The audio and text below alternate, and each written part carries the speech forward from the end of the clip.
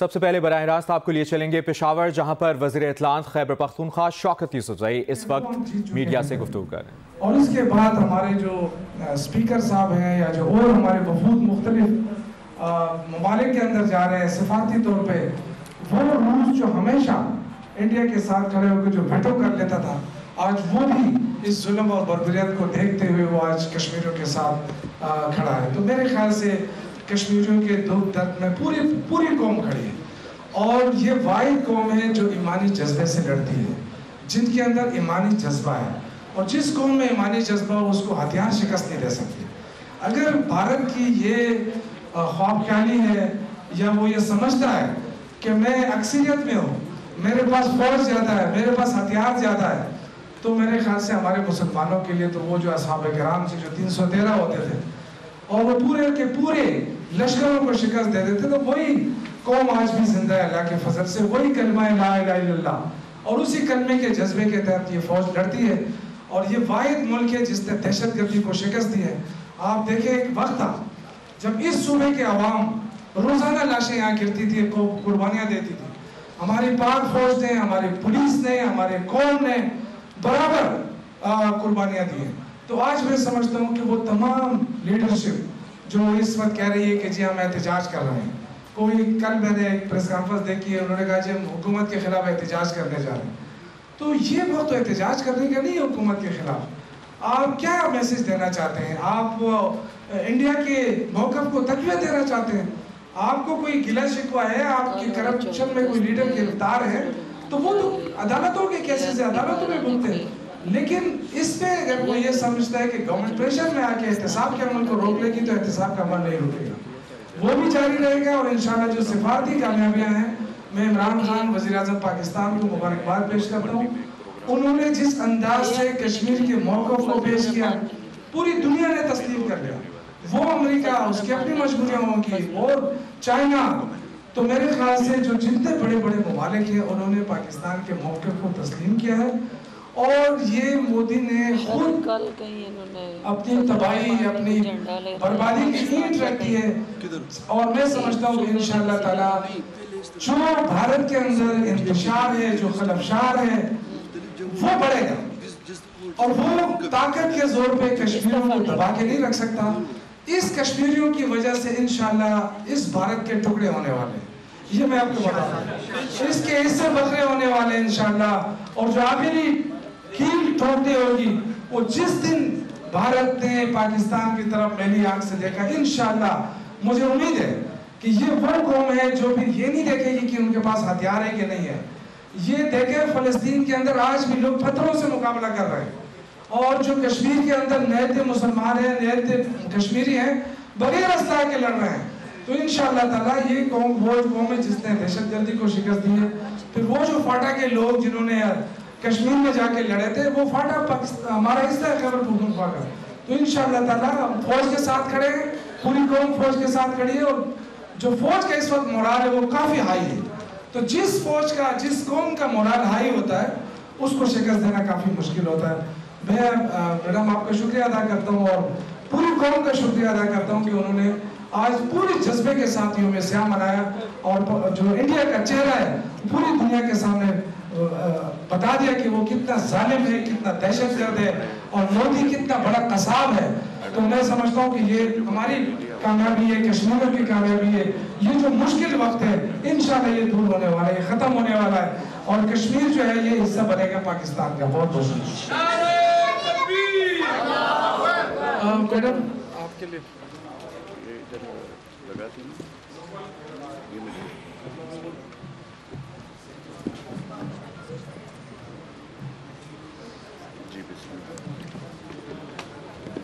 बिस्मिल्लाहिर्रहमानिर्रहीम। मोहतरम जनाब बुखार शाह साहब, मेरे प्रेस क्लब के काबिल एहतराम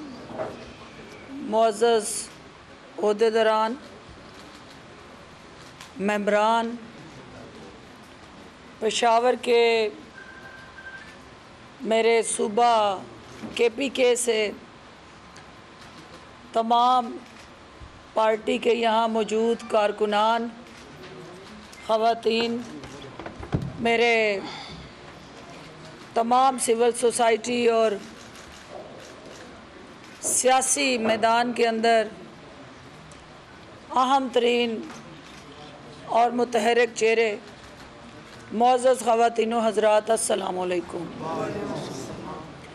सबसे पहले तो मैं बुखार शाह साहब की शुक्रगुज़ार हूँ कि उन्होंने पाकिस्तान भर के जो प्रेस क्लब थे उनका एक हरावल दस्ता बन के मीडिया के फोरम से हिंदुस्तान के यौम आज़ादी के मौके पे प्रेस क्लब पेशावर में हिंदुस्तान की यौम बर्बादी मनाने का फ़ैसला किया। और आज का जो यौम स्याह है, जहां पाकिस्तान भर में मुख्तलिफ़ रैलियां निकल रही हैं, जुलूस बरामद हो रहे हैं, हर सूबे में हिंदुस्तान की इंतहा पसंदी की अक्कासी करते हुए वो तमाम स्टेक होल्डर्स अपने अपने अंदाज से हिंदुस्तानी सरकार, हिंदुस्तानी मीडिया, हिंदुस्तानी समाज, हिंदुस्तानी हुकूमत, हिंदुस्तानी क़यादत, हिंदुस्तान की अफवाज और हिंदुस्तान के तमाम जो उनके कौमी सलामती के अदारे हैं उनकी मज़म्मत कर रही है। वहाँ आज प्रेस क्लब पेशावर में सहाफ़ती बरादरी पाकिस्तान के 22 करोड़ आवाम की आवाज़ बन के कश्मीरियों के साथ इज़हार यकजहती करते हुए मोदी सरकार की स्याहकारियों को बेनकाब करने के लिए यहाँ प्रेस क्लब में इकट्ठे हो के जिस कौमी फरीज़े को अंजाम दे रही है, मैं पेशावर प्रेस क्लब आपको खराज तहसीन पेश करती हूँ। मैं आपको और शौकत यूसुफ़ज़ई साहब आपको और यहाँ की पेशावर की तमाम क़यादत को हमारे मज डिस्ट्रिक्ट के अंदर वहाँ से ये आवाज़ जो यकजहती में तब्दील हुई, अजमल वज़ीर साहब आपकी और सारे सूबे की शुक्रगुज़ार हूँ कि आज आपने कश्मीरियों के ज़ख्मों पे मरहम रखने के लिए जो पाकिस्तान के साथ और कश्मीरियों के साथ अपने उस लाजवाल रिश्ते को मज़बूत बनाने के लिए ये अहम प्रोग्राम तरतीब दिया है। मैं दिल की अथाह गहराइयों से आप सबकी शुक्रगुज़ार हूँ। चूँकि आप देख रहे हैं कि कल हमने 14 अगस्त को वज़ीर आज़म पाकिस्तान की उस विजन और बसीरत की रोशनी में कश्मीरियों के साथ इज़हार यकजहती के तौर पे अपनी आज़ादी को जोड़ दिया। कश्मीरियों की आज़ादी के हसूल तक और वज़ीर आज़म पाकिस्तान ने कल ये साबित कर दिया कि कश्मीर की आज़ादी के बग़ैर पाकिस्तान की आज़ादी की खुशियाँ अधूरी हैं और तक़सीम हिंद का एजेंडा जब तक कश्मीर आज़ाद नहीं होता ये नामुकम्मल एजेंडा है और इस एजेंडे को तकमील देनी है, मुकम्मल करना है तो कश्मीर को उनकी ख्वाहिशात, जज्बात और हकूक़ के मुताबिक जो उनका राइट ऑफ सेल्फ डिटर्मिनेशन है, उसके मुताबिक कश्मीर को पाकिस्तान के साथ जुड़ना है। कायदे आज़म मोहम्मद अली जिन्ना को भी यहाँ हमें खराज तहसीन पेश करना है कि आज कायदे आज़म का सिपाही इमरान खान साहब उस पूरे अमल को जिसके लिए ये पाकिस्तान बना था, इस पाकिस्तान को बनाने का मकसद क्या था कि एक साम्राज्य इस्तेसाली निज़ाम के ख़िलाफ़ बरे सगीर के अंदर बैठे मुसलमान जदोजहद कर रहे थे। वो एक अलग शनाख्त चाहते थे और उस हिंदू साम्राज्य निज़ाम के ख़िलाफ़ एक अलग जियोग्राफिकली अपने ख्वाहिशात, अकायद और नज़रियात पे मबनी पाकिस्तान का वजूद चाहते थे। और आपने देखा कि कायदे आज़म और उनके रफ़काकार की लाजवाल कुर्बानियों की बदौलत ये मुल्क वजूद में आया। लेकिन कायदे आज़म ने उस वक्त इस मुल्क को बनाते हुए दो कौमी नज़रिए की बुनियाद रखी थी और दो कौमी नज़रिए में सबसे पहला नारा जो था कि पाकिस्तान का मतलब क्या, ला इलाहा इल्लल्लाह मुहम्मद रसूलुल्लाह सल्लल्लाहु अलैहि वसल्लम। ये एक आइडियालॉजी थी, ये एक आपका दो कौमें मिलके ज्योग्राफिकल लोकेशन की जंग नहीं लड़ रही थी, ये वहाँ दो नज़रियात का टकराव चल रहा था। और वो दोनों नज़रियात जो हैं, उन नज़रियात में कायदे आज़म मोहम्मद अली जिन्ना का नज़रिया जो आज दो कौमी नज़रिए की जीत है, क्योंकि जिस अंदाज से हिंदुस्तान ने एक सेकुलर रियासत होने का दावा किया था, आज अक़लियतों के साथ जो वहाँ सलूक हो रहा है वो साबित कर रहा है कि उन्होंने जो मुसलमान या अक़लियतें जो उस वक्त हिंदुस्तान के उस यूनिनेशन थ्योरी या अपने यकनुकाती नज़रिया जो अखंड भारत का नारा था, उसको जो सपोर्ट करने वाले थे, आज वो शर्मिंदा हैं, आज वो मायूस हैं, आज वो समझ गए हैं कि भारत अब स्वाय हिंदुइज़म के, स्वाय हिंदू सुपरमेसी के, स्वाय आरएसएस की जो नज़रियाती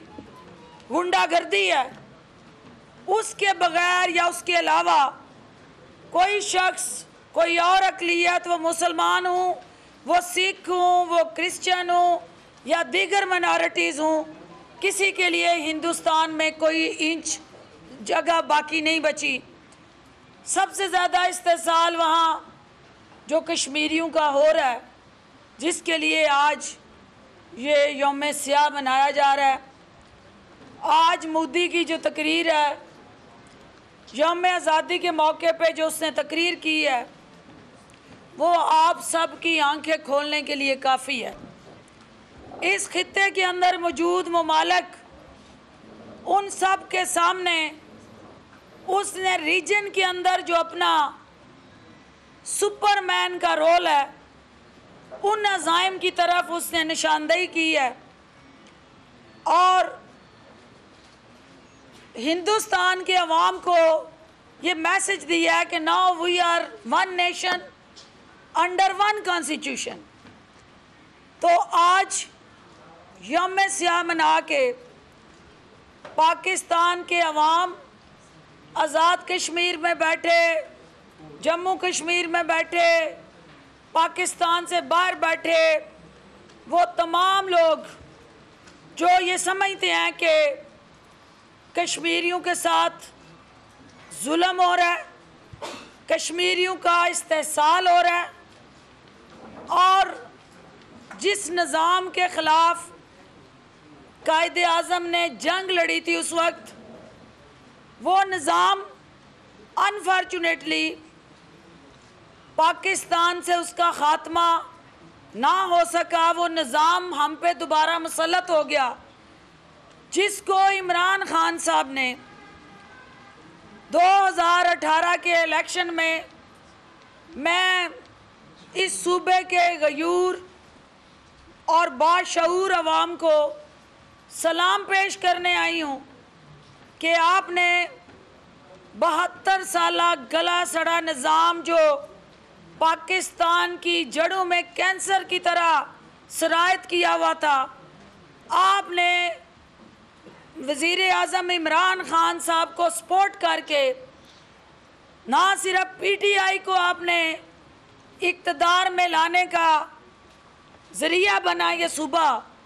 बल्कि आपने पूरे पाकिस्तान पे शान अज़ीम किया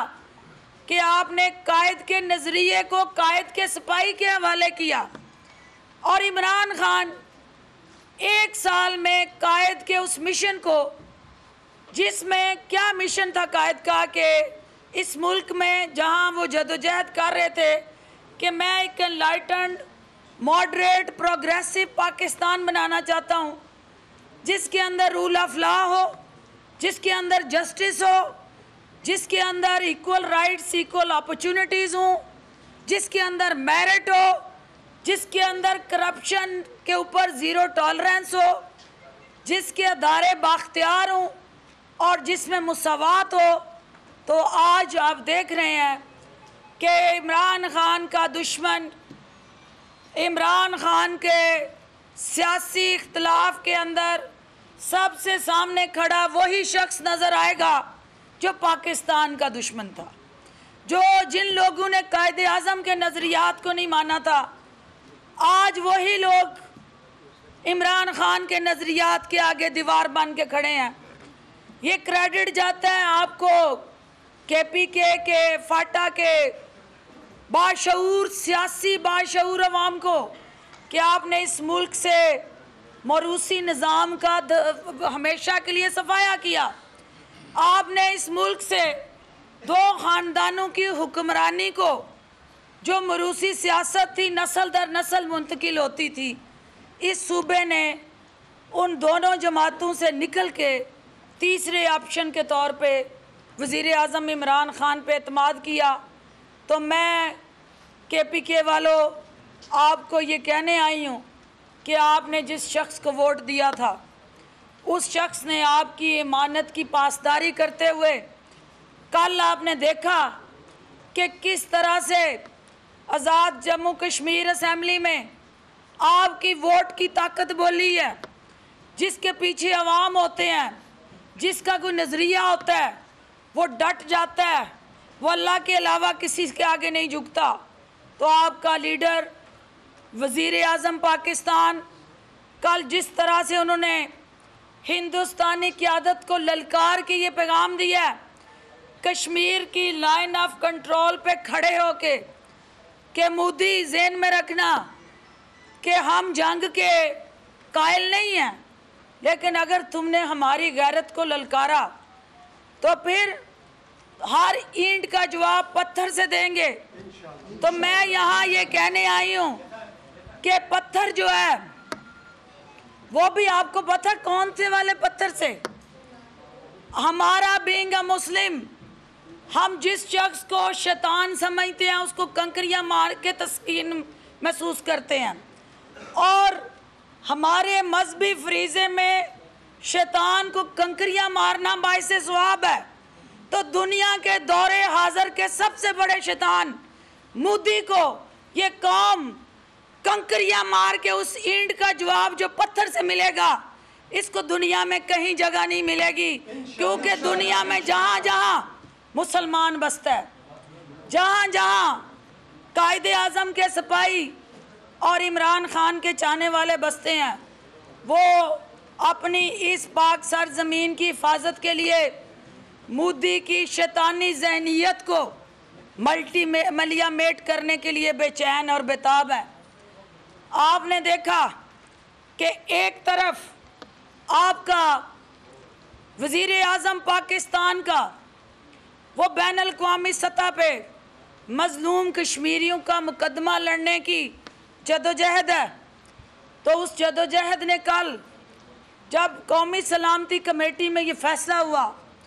और पार्लियामेंट के जॉइंट रेजोल्यूशन ने उसको सपोर्ट किया कि पाकिस्तान कौमी सलामती के इस इनिशिएटिव को यूएन सिक्योरिटी काउंसिल में लेके जाए, तो कुछ ऐसी आवाज़ें भी उठी जिन्होंने उसका मजाक उड़ाया। लेकिन आपके लीडर ने पूरी डिटर्मिनेशन से अपनी उस काज को सपोर्ट करने के लिए हिम्मत नहीं हारी, और आज आपको मैं मुबारकबाद देती हूँ कि 5 दिहाइयों के बाद 50 साल गुजर गए, कश्मीरी जदोजहद कर रहे थे, कट रहे थे, मर रहे थे, शहादतें उठा रहे थे, लहू लुहान था कश्मीर, लेकिन कभी यूएन की सिक्योरिटी काउंसिल ने इस स्पेसिफिक इशू पे इजलास नहीं बुलाया। ये आपके वोट का तकद्दुस है KPK वालों कि इमरान खान ने इस कौमी इशू पे दुनिया को झंझोड़ा और उस नेशनल सिक्योरिटी काउंसिल का इजलास होने जा रहा है, और जो सबसे बड़ा तर्जमान था हिंदुस्तान का खित्ते में रूस, उसने पहली दफ़ा हिंदुस्तान की हमायत की बजाय एक काज को सपोर्ट किया है, और वो काज क्या है कि यूएन की अपनी बनाई गई 11 करारदादें जिनको फाड़ के रद्दी की टोकरी में फेंक के मोदी ने यक तरफा एक गैर जमहूरी तरीके से मकरू अमल किया और हिंदुस्तान के अपने आइन पे खुदकुश हमला किया, अपनी सुप्रीम कोर्ट की फैसलों की उसने तज़हीक की और अल्टीमेटली उस कश्मीर को, मकबूजा वादी को दुनिया की सबसे बड़ी जेल में तब्दील कर दिया। आज हम लैंडलॉक का शिकार पेशावर के मीडिया में, मैं ये कहना चाहती हूँ कि दुनिया के अंदर फ़लस्तीन एक बहुत बड़ा मज़लूम खिता रहा, लेकिन वहाँ भी 11-11 दिन लोगों को भूखा प्यासा नहीं रखा गया। मोदी ने आज 12वां दिन हो गया उन मज़लूम मुसलमानों को ना नमाज ईद अदा करने दी, ना कुर्बानी जैसे दीनी फ़र्ज से उनको सुरखरू होने दिया गया, और बल्कि अब वो वक्त आ गया है कि ये 12 दिन का कर्फ्यू जो है उसने करबला की यादें ताज़ा कर दी हैं, जहां बच्चों को भूखा प्यासा और उन तक खाने की रसाई, अद्वियात की कमी, और यहाँ तक कि कल हम जब हुर्रियत रहनुमाओं से वज़ीर आज़म मिले तो उन मेरी बहनों ने रोते हुए बताया कि ऐसी हामला औरतें जिनको हॉस्पिटल्स की ज़रूरत है, लेकिन वो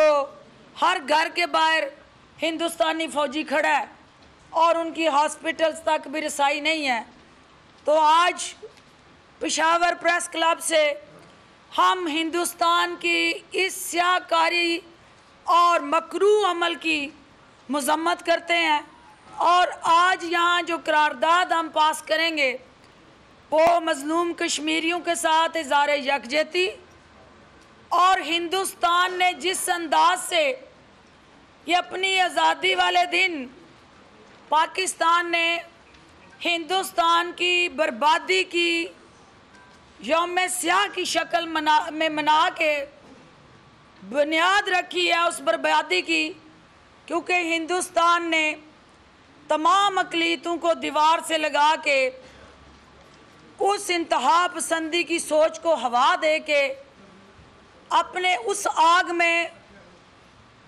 बिल्कुल जलने और भस्म होने जा रहा है। पेशावर में मुआवने खुसूसी बनाए इतलात फिरदौस आशिक आवान प्रेस कॉन्फ्रेंस कर रही हैं।